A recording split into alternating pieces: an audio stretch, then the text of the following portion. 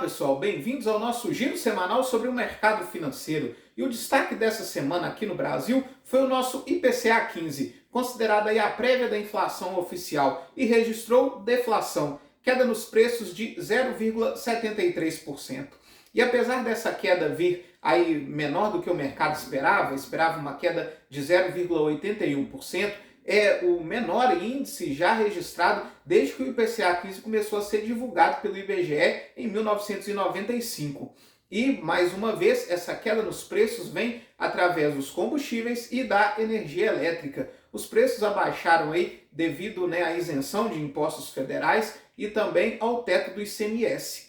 Na contramão disso tudo, porém, a arrecadação federal bateu mais um recorde para o mês de julho, arrecadando 202,3 bilhões de reais. Só esse ano, o governo federal já arrecadou aí com tributos 1,29 trilhões de reais. É considerado aí um recorde para os 7 primeiros meses do ano. Isso se deve principalmente a um aumento da arrecadação do Imposto de Renda de Pessoa Jurídica e da CSLL, Contribuição Social sobre o Lucro Líquido.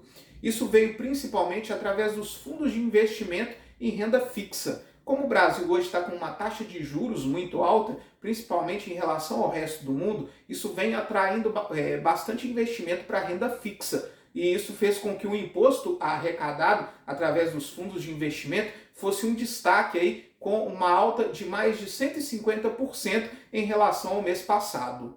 Falando agora da China, na esteira aí de tentar impulsionar a sua economia, a China anunciou aí uma nova redução na taxa de juros, dessa vez nos empréstimos de 1 a 5 anos, e um novo pacote de estímulos econômicos na ordem aí de 230 bilhões de dólares. Isso busca aí impulsionar a economia chinesa, que vem patinando aí desde o início do ano, principalmente aí devido às paradas que o país asiático teve em função da política de Covid-0. Esses estímulos econômicos impulsionaram o preço do minério de ferro no mercado internacional, que teve uma alta de 4,33% e encerra essa semana com a tonelada cotada aos 108 dólares e 50 centavos. Falando agora sobre a cotação do barril de petróleo, que tem ajudado aí a inflação ao redor do mundo, aqui no Brasil também e também nos Estados Unidos, essa semana fechou em alta. Isso devido ao anúncio da Arábia Saudita, que vai cortar sua produção de petróleo para poder aí, elevar o preço da commodity no mercado futuro, e também o anúncio dos Estados Unidos aí que não chegou a um acordo com o Irã, o acordo nuclear, para retomar as usinas nucleares do Irã, o que em contrapartida faria com que o país do Oriente Médio exportasse mais petróleo. Isso fez com que o barril de petróleo tivesse uma alta de 4,16% essa semana. O barril Brent, referência para a Petrobras, ele encerra essa semana cotado aos 100 dólares e 76 centavos. Porém, a China ainda continua sofrendo com a forte onda de calor que eles estão tendo por lá, e isso está causando uma crise energética por lá. O país asiático sofreu com constantes apagões ao longo das últimas semanas. O continente europeu também sofre bastante em relação a uma crise de fornecimento de energia elétrica. Inclusive, o primeiro-ministro da Alemanha, Olaf Scholz, cogitou essa semana a possibilidade de manter ativas as usinas nucleares que o país se comprometeu a desativar até o final desse ano. Outro problema é em relação à usina de Zaporizhzhia, que fica na Ucrânia, que é a maior usina nuclear atualmente em atividade. Devido à guerra aí com a Rússia, que aliás completou 6 meses essa semana, sofreu constantes ataques nas proximidades da usina e ela teve que ser desligada da rede geral de energia elétrica. Isso aconteceu por 2 vezes ao longo dessa semana e traz 2 riscos: o de desabastecimento de energia elétrica e também o risco de um possível desastre nuclear em proporções ainda maiores do que o de Chernobyl, que também aconteceu na Ucrânia.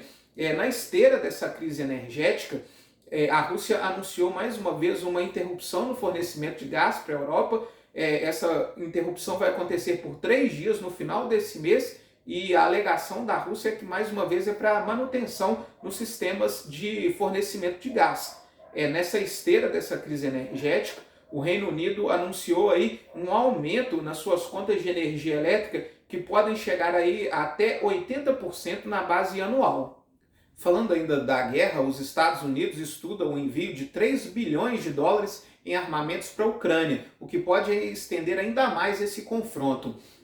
Ainda em relação à Europa, a Alemanha anunciou essa semana o PIB do segundo trimestre, que veio aí ligeiramente abaixo do que era esperado. Teve uma leve alta de 0,1%. Falando agora dos Estados Unidos, divulgou essa semana o PIB do segundo trimestre, que veio mais uma vez em queda, registrou uma queda de 0,6%. Pelo lado positivo, a inflação dos Estados Unidos, no PCA, que é o índice de preços de consumo, que é a inflação que o Banco Central de lá usa para poder balizar a sua taxa de juros, veio com uma deflação de 0,1%, levando aí a base anual para o acumulado nos últimos 12 meses para 6,3%. Lembrando que a meta de inflação dos Estados Unidos ela é de 2%. E na esteira ainda dessa inflação alta, mesmo aí apresentando uma redução nos últimos meses, o discurso de Jerome Powell no simpósio de Jackson Hole, que aconteceu na sexta-feira, veio bem duro, falando que o Fed vai usar aí de todas as armas que tiver disponível para poder trazer a inflação para o centro da meta e que isso vai acontecer e que deve causar aí alguma dor na economia americana. Esse discurso mais duro de Powell trouxe grande instabilidade para o mercado, principalmente de renda variável. As bolsas caíram forte na sexta-feira. O S&P 500 apresentou uma queda de 3,28%, a Nasdaq caiu 2,8% e o Dow Jones caiu 3,09% essa semana. Lá na Europa, o Stoxx 600 apresentou uma queda de 2%. Aqui no Brasil, o nosso Ibovespa se descolou das bolsas do exterior, devido a dois fatores. Primeiro, devido à alta dos preços das commodities, e o Brasil tem uma bolsa aí baseada em indústrias de commodities, e também devido à entrada de fluxo estrangeiro. Isso fez com que o nosso Ibovespa encerrasse essa semana com uma alta de 0,73%. Aliás, esse fluxo estrangeiro que está vindo não só para a renda variável, mas também para a renda fixa, está fazendo com que o real ele tenha uma valorização frente ao dólar. O dólar apresentou uma queda de 2,12% essa semana e encerra cotado aos R$ 5,06, diferente do que vem acontecendo aí frente a outras moedas do mundo, principalmente em relação ao euro. O dólar apresentou valorização essa semana em relação ao euro, mas o real teve aí um ótimo desempenho. Falando agora um pouco da renda fixa, o nosso DI para janeiro de 23, ele mantém aí uma leve estabilidade, subindo um pouquinho, teve uma leve alta de 0,01%, e encerra essa semana cotado aos 13,73%.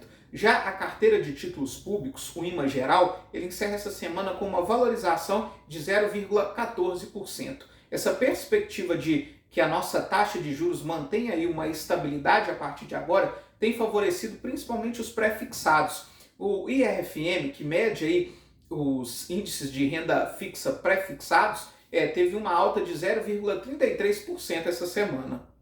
Para a semana que vem, nos Estados Unidos, nós temos a divulgação do payroll, que é o índice de emprego urbano por lá. Aqui no Brasil, nós vamos ter a divulgação do PIB do segundo trimestre, vamos ter também a divulgação da taxa de desemprego e vamos ter a divulgação do nosso IGPM, que é a inflação aí de mercado, a inflação ao produtor aqui no Brasil, que pode aí dar um direcionamento melhor de como vai se comportar a nossa inflação dentro dos próximos meses. Muito obrigado e até a próxima semana.